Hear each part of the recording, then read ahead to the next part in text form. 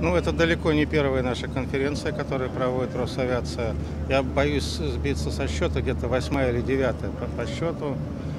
Цель проведения здесь, чтобы более конкретно ознакомиться на местах, как эксплуатируется данный самолет в условиях севера, особенности эксплуатации, какие особенные проблемные вопросы, задачи стоят именно здесь, в Якутии.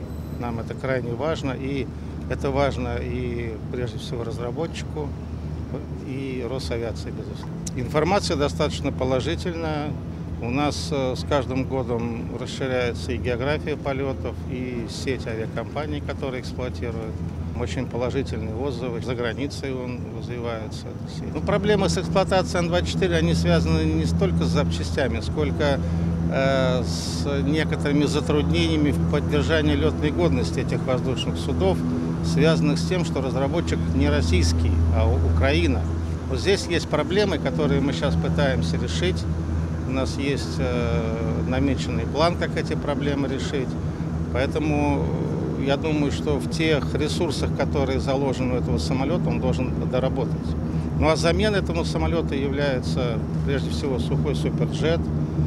Сейчас есть новые разработки по Ил-114, ведутся очень усиленные, так сказать, уже принято решение о его создании, и в разработке другие типы находятся воздушных судов.